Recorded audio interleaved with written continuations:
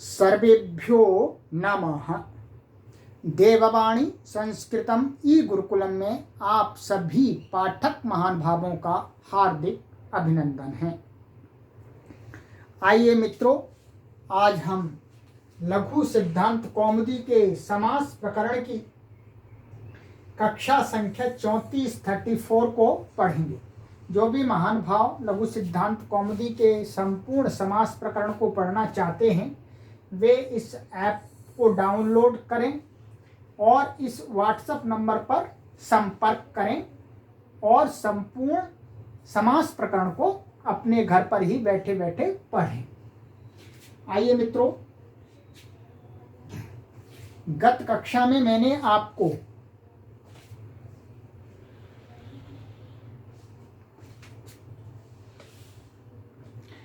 यहां तक पढ़ाया था। ये सूत्र था अंतिम त्रेस्तयः, ठीक है। ये हमारा तत्पुरुष समास से संबंधित सब कुछ चल रहा है, उसके भेद और उससे और भी कुछ उसके संयोग सिद्धियों में जो सूत्र लगते हैं वो सभी चल रहा है। अब इसी के तत्पुरुष से संबंधी कुछ और बात बता रहे हैं, लिंग संबंधी, कि तत्पुरुष समास का जो समस्त पद हो जाते हैं, कई शब्द जुड़ जाते हैं, तो उसके अंदर समस्त पद के अंदर कौन सा लिंग रखें, क्योंकि जब समास करते हैं तो उसके अंदर दो या दो से अधिक पद भिन्न भिन्न लिंगों के आ जाते हैं। तब हमारे सामने ये कठिनाई आती है कि उस समास का समस्त पद का लिंग क्या होना चाहिए। तो उस समस्या के निराकरण के लिए ही आचार्य पाणिनि का सूत्र आचार्य वरदराज महाराज जी उपस्थित करते हैं और कहते हैं लघु सिद्धांत कौमुदी की सूत्र संख्या 962, परवल्लिंगम द्वंद्व तत्पुरुषयोः, ठीक है। ये द्वितीय अध्याय के चतुर्थ पाद का 26वां सूत्र है। आ जाइएगा, इसका पदच्छेद आदि देखिएगा।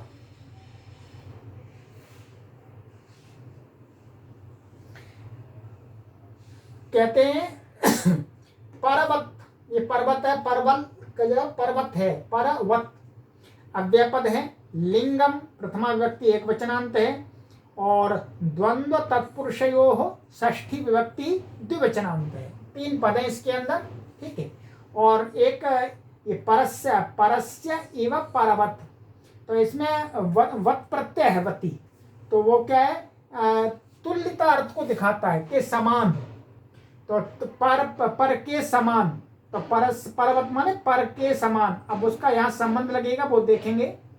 और द्वंद्व तत्पुरुषयोः में जो समास कर रहे हैं ये, तो द्वंद्वश्च तत्पुरुषश्च द्वंद्व तत्पुरुषौ तयोः द्वंद्व तत्पुरुषयोः, ठीक है। तो ये आपका यहाँ इतरेतर योग द्वंद्व समास हो गया है इसमें द्वंद्व तत्पुरुष में।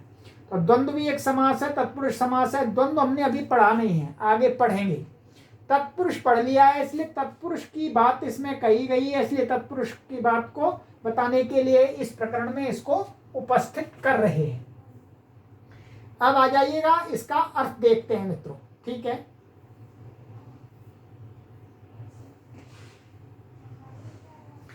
एतयोः परपदस्यैव लिंगम स्यात्, इसका है एतयोः माने द्वंद्व समास और तत्पुरुष समास में जो परपदस्य माने समस्त जो पद होता है उसका जो अंतिम पद होता है, बाद वाला सबसे अंतिम वाला जो पद होता है, उस पद का जो लिंग होता है वही उस समस्त पद का लिंग होता है, ऐसा जानना चाहिए उस लिंग के निर्धारण में, समस्त पद के लिंग के निर्धारण में। देखिएगा आगे उदाहरण दिखाया सरल कैसे, कुक्कुट मयूर यऊ इमे, अलग अलग कर देंगे तो ऐसा हो जाए कुक्कुट मयूर यऊ इमे, क्या है, कुक्कुट मयूर मयूर्यऊ इमे, ठीक है।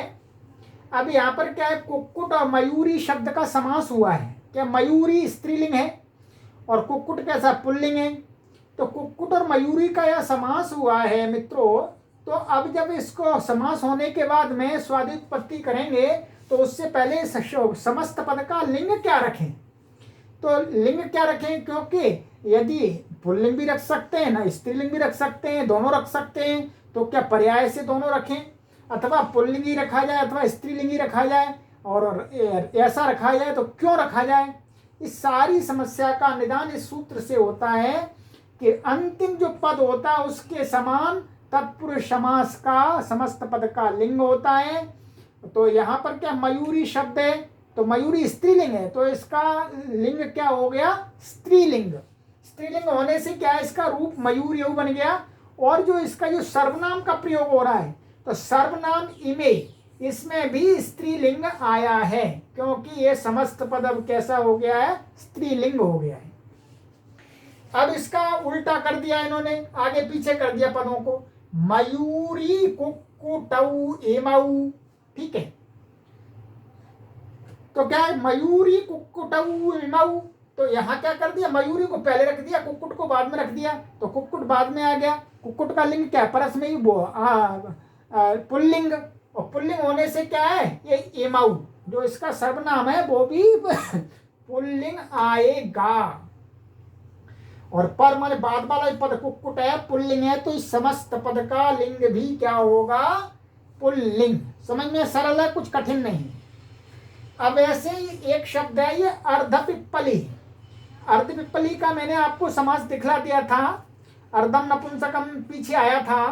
तो क्या है, पिप्पल्याः अर्धम, अर्ध पिप्पली ऐसा बनता है, अर्ध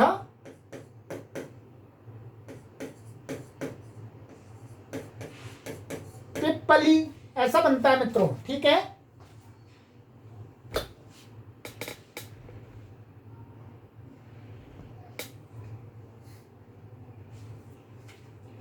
ये अर्ध पिप्पली बनता है। अब क्या है, इसमें अर्धम तो नपुंसक लिंग है, पिप्पली है स्त्रीलिंग, तो किसका लिंग होना चाहिए, तो कह दिया पर के समान होगा, तो पर पिप्पली शब्द स्त्रीलिंग है, इसलिए स्त्रीलिंग हो गया है, ठीक है।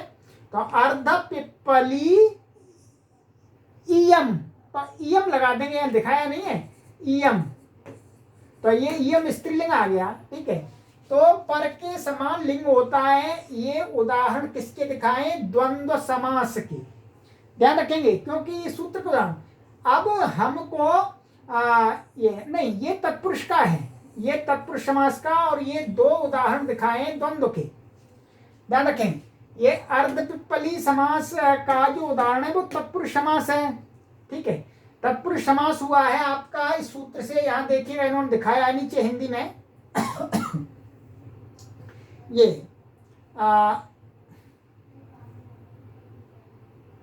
अर्धम नपुंसकम, यही सूत्र से मैंने समास किया था। अर्धम नपुंसक से, अर्धम नपुंसकम से समास हुआ, तो ये तत्पुरुष समास हुआ। तो तत्पुरुष का इन्होंने उदाहरण बाद में दिखाया, पहले द्वंद्व का दिखाया, क्योंकि सूत्र में द्वंद्व पहले पड़ा हुआ है, उससे कोई फर्क नहीं पड़ने वाला। तो आप इस प्रकरण में इसको उदाहरण मानेंगे और इस सूत्र का उदाहरण द्वंद्व का ये मानेंगे दोनों। चलिएगा, ये हुआ। अब एक बात कह रहे हैं कि ये सूत्र आपने बना दिया, ठीक है, कि समस्त पद के जो लिंग होता है समस्त पद का, वो बाद वाले पद के समान होता है, शब्द के समान, परंतु कहीं कहीं विपरीत देखा जाता है। उसके लिए कुछ एक वार्तिक बना दिया कि द्विगु प्राप्तापन्न पूर्व गति समासेषु प्रतिषेधो वाच्य। क्या कहा मित्रों, कि द्विगु प्राप्त आपन्न अलम और अलम पूर्व और गति समास, गति समास है, ठीक है, अलम पूर्वक और गति समास, इनमें ये सूत्र काम नहीं करता है, माने पर वाले पद के समान लिंग नहीं होता है, ऐसा कहना चाहिए। माने ये वाला नियम यहाँ नहीं लगता है, इनमें प्रतिषेध कहना चाहिए। अब इसके उदाहरण दिखाए इन्होंने, आप देखिएगा, पंचसु कपालेषु संस्कृतः पंचकपालः पुरोडाशः।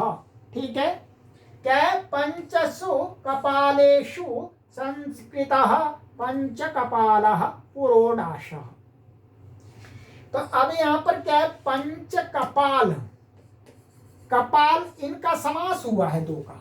ठीक है, आइएगा इसको नीचे देखते हैं। इनमें इन्होंने बहुत ही अच्छी प्रकार से समझा दिया है, जिससे समझ में आ जाएगा आपको।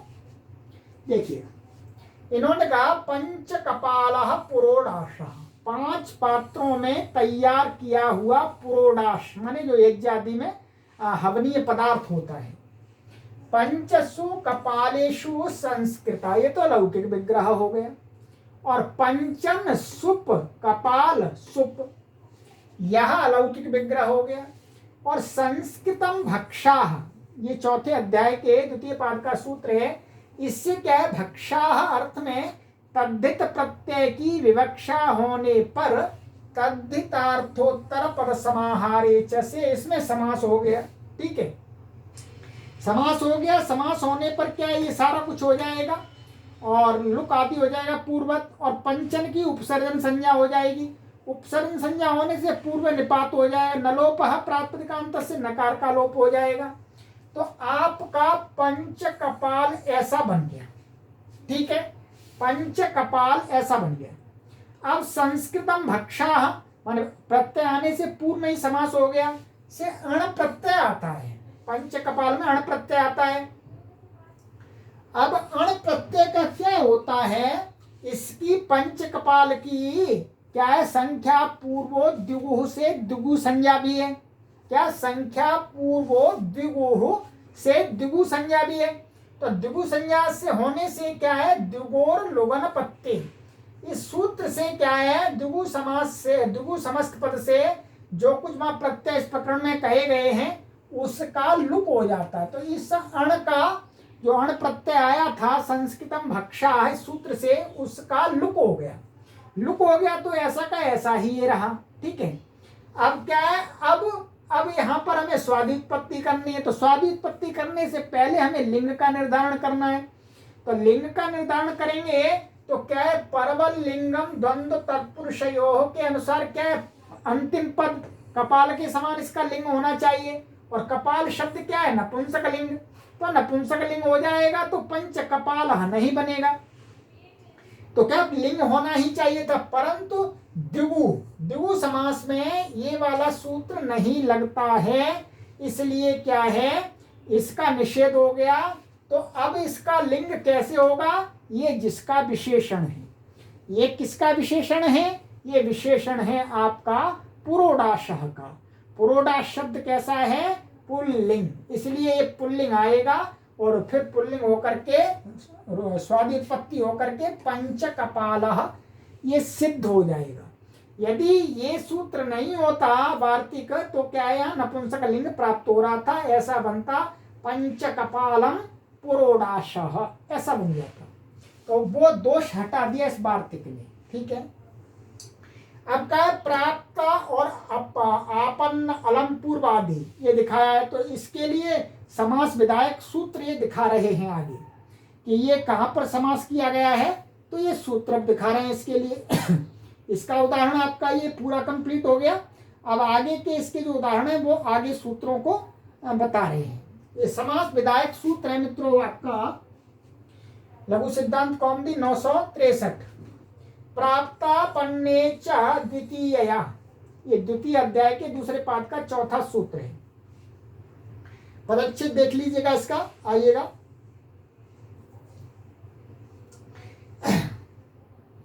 प्राप्तापन्ने प्रथमा विभक्ति एक वचनांतम और द्वितीयया तृतीयांतम तृतीय विभक्ति एक वचनांतम। और यहाँ पर एक अ पड़ा हुआ है, लुप्त प्रथमाकम पदम। यहाँ अ पड़ा हुआ है, वो अ यहाँ दीर्घ नहीं रहा। ठीक है, वो दीर्घ का उसमें मिला दिया गया है। तो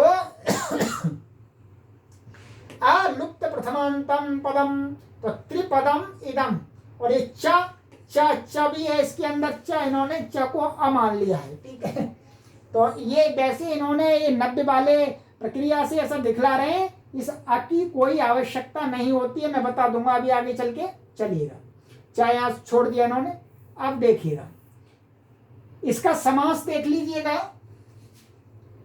प्राप्तम च आपन्नम च तयो प्राप्तापन्ने, ठीक है, प्राप्तापन्ने इतरे इतरे उत्तम समास हो गया। और फिर और कोई समास नहीं है इसमें, ऊपर से समासः का अधिकार चलता है, सुप का, सहसुपा और तत्पुरुष है, ये पहले से अधिकार आ रहा है इसके अंदर, ठीक है। अब इसका अर्थ देख लीजिएगा। आइए कहते हैं समस्येते, ठीक है। समस्येते का अर्थ है, इन्होंने कह दिया कि द्वितीयांतेन समर्थेन सुबंतेन सह प्राप्तापन्ने समर्थे सुबंते समस्येते अकारश्चानयोरन्तादेशः। और इनको क्या हो जाता है, अकार, अंत में अकार आदेश हो जाता है, ठीक है। माने इन दोनों को क्या हो जाता है, अंत में अकार, माने समास होने पर क्या हो जाता है, ह्रस्व अकार आदेश हो जाता है, ठीक है, अकार। अब आ जाइएगा उदाहरण। ये आकार इसलिए इन्होंने कल्पना की है, पर इस अब ये इन्होंने ऐसी कल्पना की है जिसकी कोई आवश्यकता नहीं थी, आवश्यकता नहीं थी, परंतु इन्होंने किया है। वैसा ही हम आपको समझा देते हैं, इनकी बात को ही ऊपर रख लेते हैं, परंतु इस आकार की करने की कोई आवश्यकता नहीं है। उदाहरण दिया है, देखिएगा मित्रों। प्राप्तो जीविकाम प्राप्त जीविकाः आपन्न जीविकाः अलम कुमार्यै अलम कुमारीः अतएव ज्ञापकात् समासः निष्कौशाम्भी आदि ये बता रहे। इस सूत्र के तो केवल 2 उदाहरण हैं यहाँ तक, ठीक है, ये आगे के उदाहरण हैं। तो प्राप्तो जीविकाम प्राप्त जीविकाः, ठीक है, आ जाइएगा, देखिएगा इसको भी पूरा आपको ध्यान दिखला देते हैं।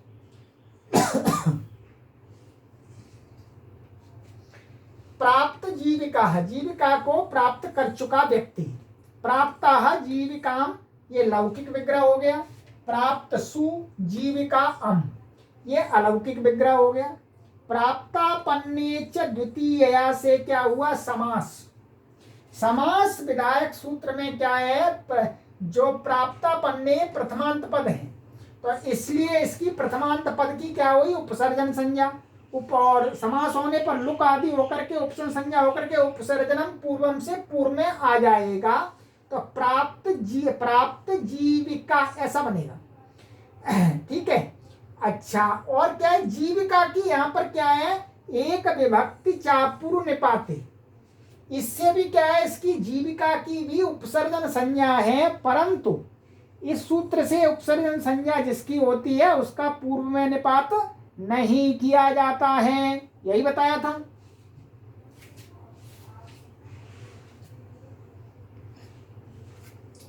नहीं किया जाता है, तो इससे इसकी उपसर्जन संज्ञा हुई, तो जीविका हम ये हुआ। अब यहां सारा करके लुक आदि करके क्या बना, प्राप्त जीविका, ये बना प्राप्त जीविका, ठीक है। अब क्या है, उसी सूत्र से प्राप्तापन्ने च द्वितीय से क्या हुआ, समासांत अवर्ण, समासांत जो वर्ण है, अंतिम वर्ण आ, उसके स्थान में आ आदेश कर देता है वो सूत्र। तो आकार है, ये आ को क्या हुआ, अकार, तो क्या बना, प्राप्त जीविका, इतना बना, ठीक है।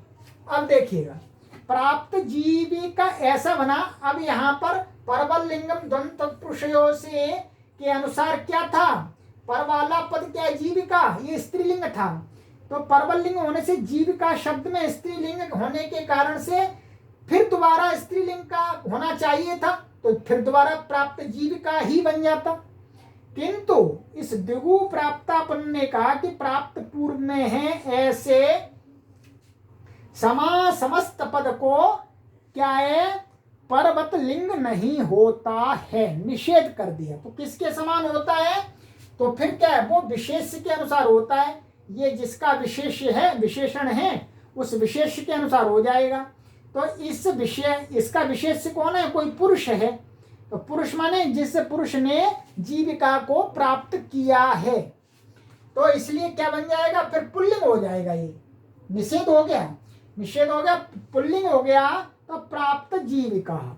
अब यहाँ पर क्या हो जाएगा, प्राप्त जीविका भी हो जाएगा, कोई स्त्री है जिसने जीविका को प्राप्त किया है तो प्राप्त जीविका भी हो जाएगा, परंतु परबल लिंगम दम तत्पुरुषयो नियम से नहीं होगा, वो विशेष और विशेषण के नियम से होगा, ये ध्यान रखेंगे।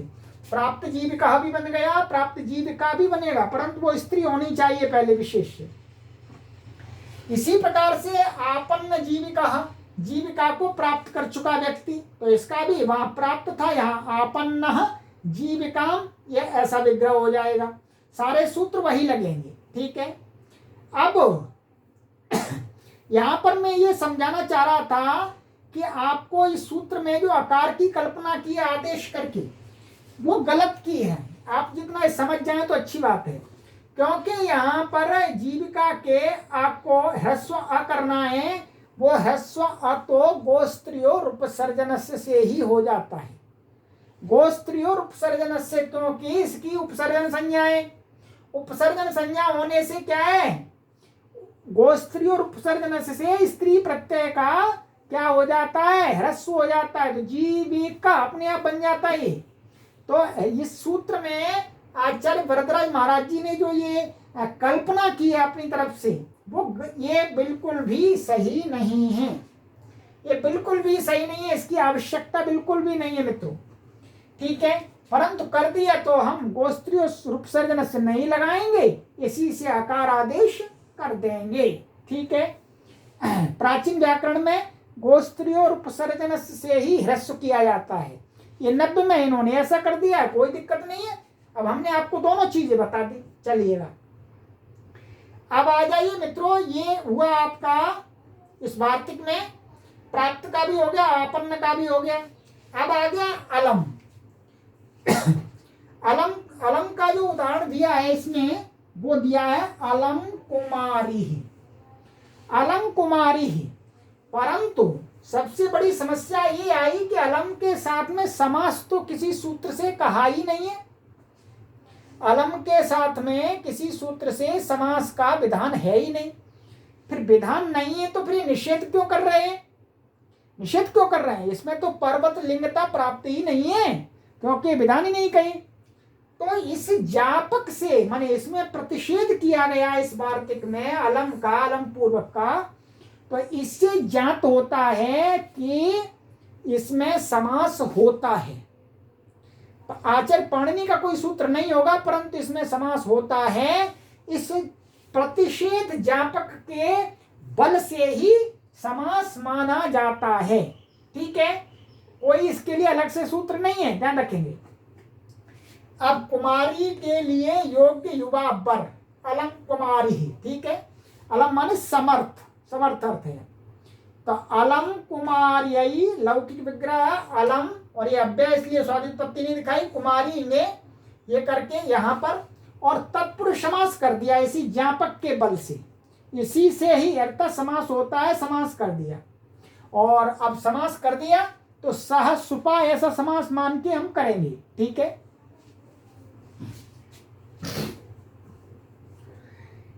तो अब क्या समास विधायक, देखिए वही बात, समास विधायक सूत्र के बिना समास कैसे होगा। इस प्रश्न पर कौमुदीकार लिखते हैं कि द्विगु प्राप्तापन्नालम पूर्वगति समासेषु प्रतिषेधो वाच्यः, इस वार्तिक में अलम के साथ परवल लिंगता का निषेध किया गया है। यदि समास ही न होता तो परवल लिंगता प्राप्त ही नहीं होती। बिल्कुल वही बात मैंने बताई आपको, समास विधायक सूत्र है ही नहीं कोई, तो फिर निषेध कहां से प्राप्त होगा। तो निषेध क्यों किया जाता जब उसको प्राप्ति नहीं है। वार्तिककार के निषेध से यह सिद्ध होता है कि अलम के साथ तत्पुरुष समास की अनुमति है, कहीं से समास होता है। इसी को ज्ञापन कहते हैं, ज्ञापन कहते हैं या ज्ञापक कहते हैं, ज्ञापित करता है। तो इसी ज्ञापन से क्या है, इसमें समास हो गया ज्ञापक से। तो अलम कुमारी के ज्ञापक से ही समास हुआ, तत्पुरुष उपसर्जन संज्ञा पूर्णपात आदि सब कुछ हो जाएगा इसी से। तो क्या बन गया फिर अलंग कुमारी, कुमारी तो कुमारी स्त्रीलिंग है, तो स्त्रीलिंग है तो फिर समस्त पद का भी पद वो लिंग कैसा प्राप्त होता, स्त्रीलिंग। परंतु स्त्रीलिंग नहीं चाहिए हमें, हमें चाहिए पुल्लिंग अर्थात विशेष के अनुसार। तो दिगु प्राप्तापन्नलम पूर्वगत समासेषु प्रतिषेधो वाच्य, इससे उसका परवल लिंग का प्रतिषेध हो गया। प्रतिषेध हो गया तो क्या हुआ, पुरुष, ये पुरुष आदि को कह रहे हैं, माने ऐसा पुरुष जो कुमारी के लिए समर्थ है, ठीक है, योग्य वर है, तो उसके अनुसार ही इसका लिंग होगा। लिंग होगा तो क्या होगा, अलम, ये आगे अनुसार इसका लिंग बना अर्थात पुल्लिंग हो गया। क्या हो गया, पुल्लिंग हो गया।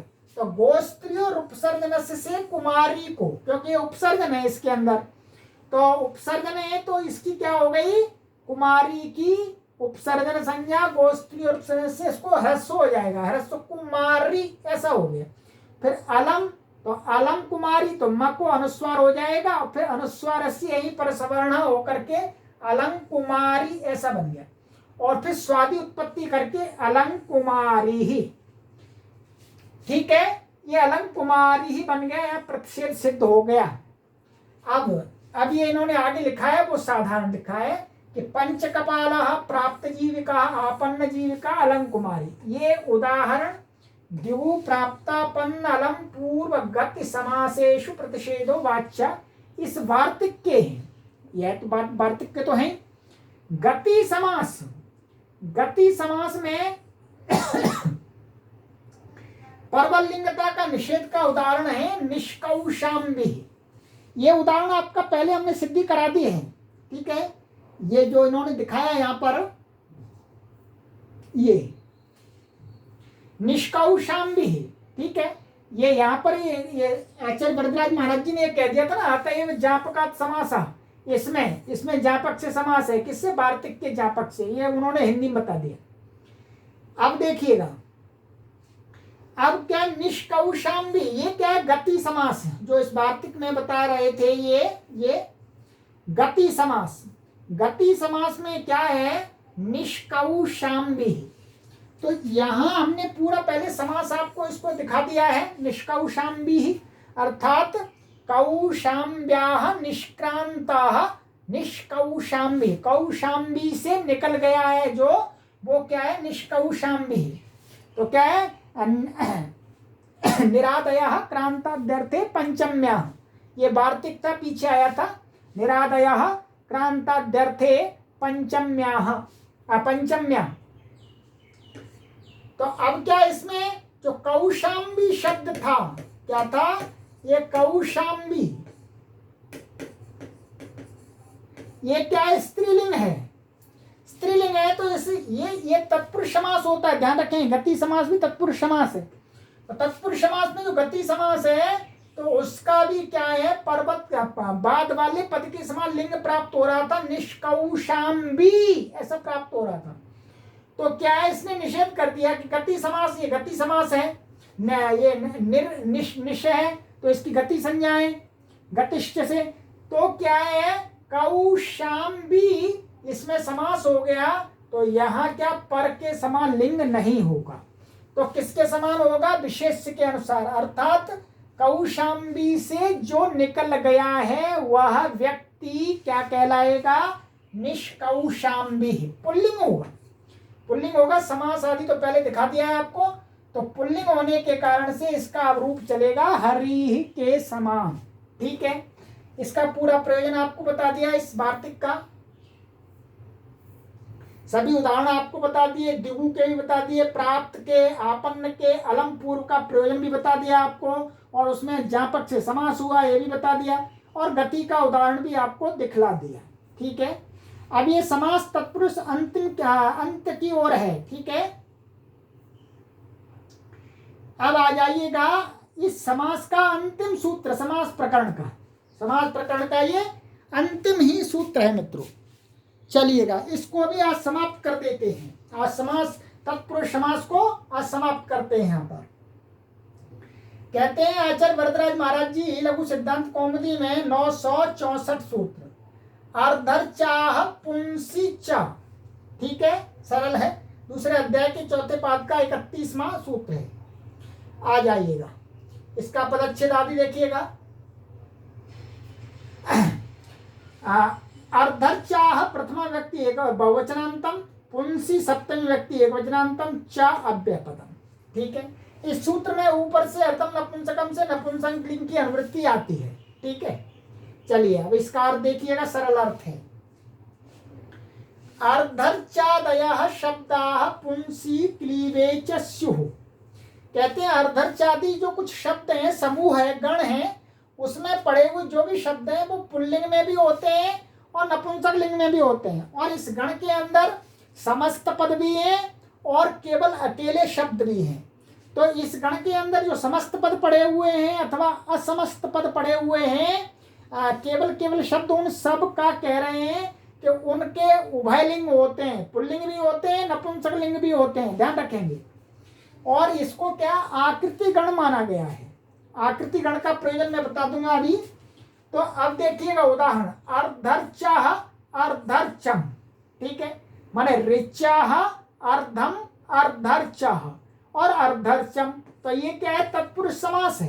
क्या, तत्पुरुष समास। तो अर्धम नपुंसकम से अभी मैंने अर्धपिप्पली वाला उदाहरण बताया था। तो अर्धपिप्पली के समान ही यहाँ पर भी समास हुआ है। तो ये रिच शब्द कैसा है, रिच शब्द कैसा है, स्त्रीलिंग। तो यहाँ स्त्रीलिंग की प्राप्ति थी तो स्त्रीलिंग को हटा ही दिया और कह दिया ये तो पुल्लिंग में अथवा नपुंसक लिंग में ही होते हैं। और इसी प्रकार से ध्वज अकेला शब्द है, ध्वजः और ध्वजम, तीर्थः तीर्थम, शरीरः शरीरम, मंडपः मंडपम, यूपः यूपम, देहः देहम, अंकुशः अंकुशम, पात्रः पात्रम, सूत्रः सूत्रम आदयः। माने और भी शब्द हैं कुछ, ठीक है। अब इसी को हिंदी में देख लीजिएगा, हिंदी में आपको दिखला देंगे। जैसे ऋचः अर्धम समास करके समासांत इसमें अच प्रत्यय हो जाता है, ठीक है, अच प्रत्यय हो जाता है, समासांत अच प्रत्यय करके अर्धर्च ऐसा बनता है, ठीक है। और ऋच शब्द क्या है, स्त्रीलिंग था मैंने बताया, और जो समासांत प्रत्यय होता है वो उसी का अवयव बनता है, इसलिए लिंग में कोई अंतर नहीं आता, बन जाता है। और इस सूत्र से दोनों लिंगों का विधान होने से पुल्लिंग में अर्धर्चः, नपुंसक लिंग में अर्धर्चम, दोनों बन जाते हैं। इसी प्रकार से ध्वजः ध्वजम, तीर्थः तीर्थम, शरीरः शरीरम, मंडपः मंडपम, यूपः यूपम, देहः देहम, अंकुशः अंकुशम, पात्रः पात्रम, सूत्रः सूत्रम आदि हो गए। समास हो या न हो दोनों लिंगों में मिलते हैं, ठीक है मित्रों। तो ये सरल है, इसमें कुछ विशेष नहीं है, ये सामान्य है। अब आपको क्या करना है, इसको आकृति गण कहते हैं। आकृति गण का है कि आपको लगता है कि इसके दो लिंग हैं, दो लिंगों में प्रयोग मिल रहा है और परबल लिंगम के हिसाब से एक लिंग होना चाहिए, तो आप उस शब्द को इस गण के अंतर्गत मान करके उभय लिंगता सिद्ध कर सकते हैं, इसलिए आकृति गण माना गया है। अब एक वार्तिक दे रहे हैं अंत में, बहुत ही इसको आपको याद रखना है। वार्तिक को कहते हैं वार्तिक सामान्य नपुंसकम। सामान्य मतलब किसी विशेष की अपेक्षा ना होने पर, किसी विशेष लिंग की अपेक्षा ना होने पर कोई शब्द है प्रयोग हो रहा है तो उसका लिंग क्या होता है, नपुंसक लिंग। तो सामान्य अर्थात किसी विशेष की विवक्षा न करने पर जो लिंग हम शब्द का क्या करेंगे, लिंग तो करना पड़ेगा शब्द का संस्कृत में, तो वो नपुंसक लिंग होता है। जैसे मृदु पचति, प्रातः कमनीयम, तो ये कमनीयम और मृदु ये क्या है, सामान्य है। तो सामान्य कैसे है देखिएगा, इसको देखिएगा। मृदु पचति कोमल पकाता है, में जिस पदार्थ का पाचन हो रहा है, कोई भी चीज पकाई जा रही है उसका स्पष्टतया लिंग का निर्देश नहीं है, उसी पदार्थ विशेष को नहीं बताया गया कि लौकी पकाई जा रही, सब्जी पकाई जा रही, चावल पकाए जा रहे हैं, पूड़ी पकाई जा रही, रोटी पकाई जा रही, किसी का नहीं, बस सामान्य है। तो इसलिए मृदु, मृदु का क्या लिंग होगा, क्योंकि मृदु क्या होता है, विशेषण, और विशेषण का लिंग क्या होता है, विशेष के अनुसार, और यहाँ विशेष की विवक्षा ही नहीं है, तो मृदु का लिंग सामान्य क्या होगा, नपुंसक लिंग। तो सामान्य मान करके इस वार्तिक से नपुंसक लिंग का विधान कर दिया, तो मृदु शब्द नपुंसक लिंग बन गया मृदु पचती। इसी तरह से प्रातः कमनीयम, तो प्रातः काल सुंदर होता है, तो कमनीयम इसमें भी क्या है, कमनीय, ये अनियर प्रत्यांत है, तो नपुंसक लिंग इसमें कर दिया, तो प्रातः काल सुंदर होती है, तो यही है, प्रत्यय में कोई विवक्षा नपुंसक लिंग हुआ है। अब मित्रों इन्होंने कुछ ये दिखाया है, इनकी बात को आप ध्यान से देखिएगा, ठीक है। स्वयं आपको परीक्षा करनी है, स्वयं आपको परीक्षा करनी है। ये परीक्षा नंबर 1 का इन्होंने ये अव्ययी अभी तक जो पढ़ा दिया आपको, अव्ययी भाव समास और तत्पुरुष समास में आपने क्या अंतर पाया, ये स्वयं लिखिएगा, ठीक है, स्वयं लिखना है आपको। और उपसर्जन संज्ञा किसकी होती है, और उदाहरण एवं सूत्र सहित समझाइएगा, आप अपना नोट्स बनाइएगा, और हो सके तो आप हमको भेज दीजिए नोट्स बना करके, उसमें हम देख लेंगे, आपके कुछ गलती होगी तो हम आपको नोटिस कर देंगे। तीसरा, द्वितीया तृतीया चतुर्थी पंचमी षष्ठी एवं सप्तमी के किन्हीं 3 प्रयोगों में समास प्रक्रिया दिखाइएगा। बहुत सुंदर, यह अभ्यास के लिए बहुत अच्छी बात है, आपकी परीक्षण के लिए।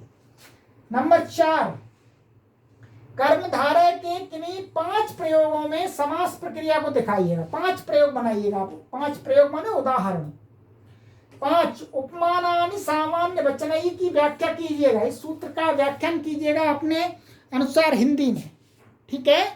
चलिए नंबर 6, परवल लिंगम, परवल लिंग क्या है समझाइएगा, जो हमने अभी पढ़ा है, और नई समास के 5 उदाहरण सूत्र सहित दर्शाइएगा, ठीक है।